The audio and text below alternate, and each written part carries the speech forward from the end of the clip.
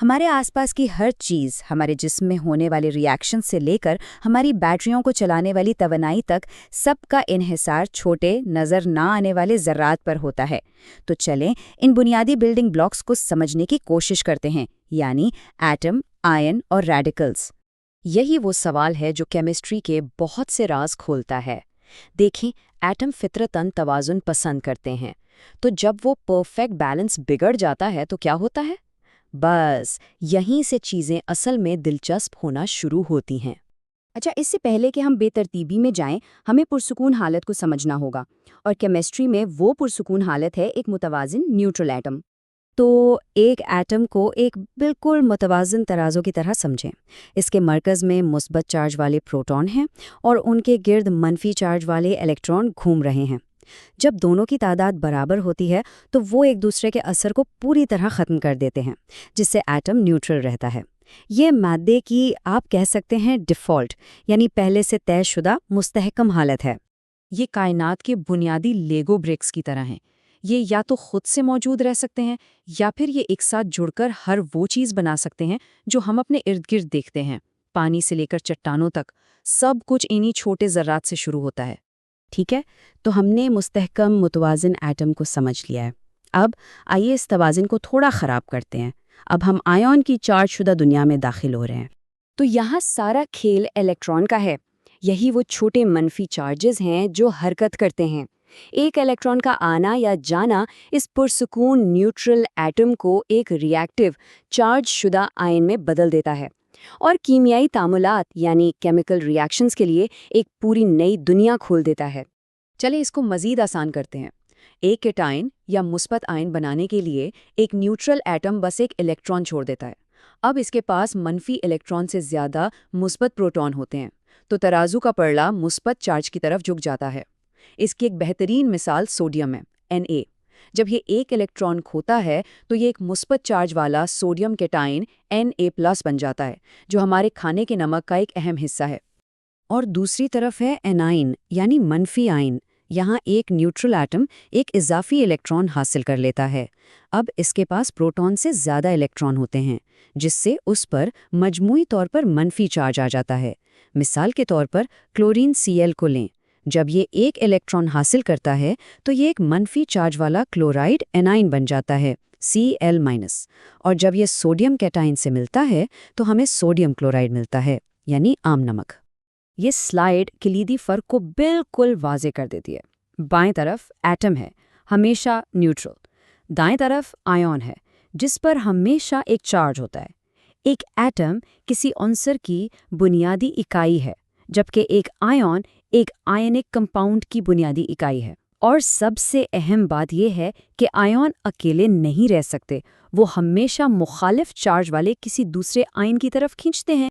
तो ये तो एक एटम के लिए काम करता है, लेकिन क्या होगा जब एटमों का पूरा गिरोह यानी मॉलिक्यूल इस अमल से गुजरे? अच्छा, आइए इस पर एक नज़र डालते हैं। उसूल बिल्कुल वही है।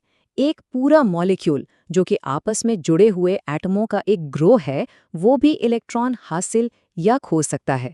जब ऐसा होता है तो उसे मॉलिक्यूलर आयन कहा जाता है। ये ऐसा है जैसे पूरी टीम पर चार्ज आ जाए, ना कि सिर्फ एक खिलाड़ी पर। और बिल्कुल आम आयनों की तरह ये भी दो किस्म के होते हैं। कैटाइनिक, जब मॉलिक्यूल एक इलेक्ट्रॉन खो देता है और मुस्बत हो जाता है, और एनाइनिक, जब ये एक इलेक्ट्रॉन हासिल करता है और मनफी हो जाता है।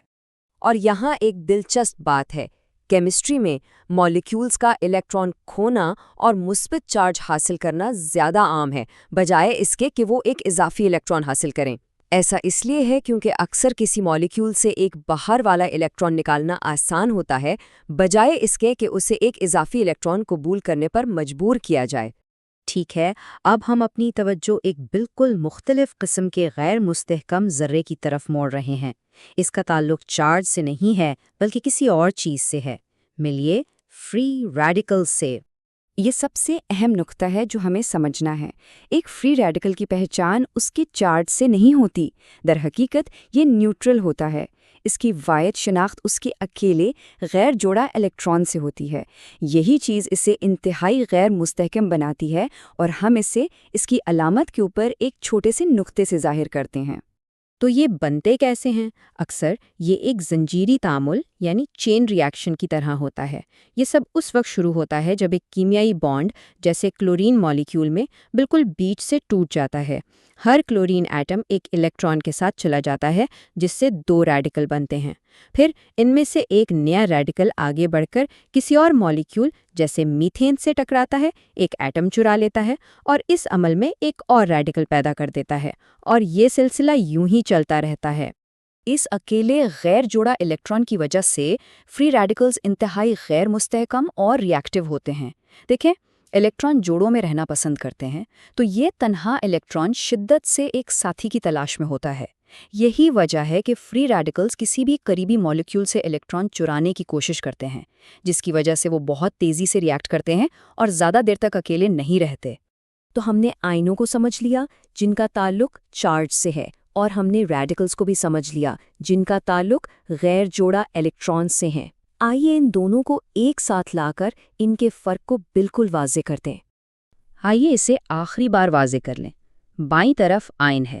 اس کی تعریف اس کے مثبت یا منفی چارج سے ہوتی ہے، جو ایک ایٹم سے دوسرے ایٹم میں الیکٹران کی منتقلی سے بنتا ہے۔ دائیں طرف فری ریڈیکل ہے۔ اس کی تعریف اس کے غیر جوڑا الیکٹران سے ہوتی ہے، جو بانڈ کے ٹوٹنے سے بنتا ہے اور اس کا کوئی خالص چارج نہیں ہوتا۔ اگر آپ اس پوری گفتگو سے صرف ایک چیز یاد رکھتے ہیں تو وہ یہ ہونی چاہیے: آئن مطلب چارج، ریڈیکل مطلب غیر جوڑا الیکٹران، بس اتنی سی بات ہے۔ تو یہ چارج شدہ آئن اور غیر مستحکم ریڈیکل صرف کیمسٹری کی کتابوں کے لیے نہیں ہیں، یہ ہماری دنیا کی بنیاد ہیں۔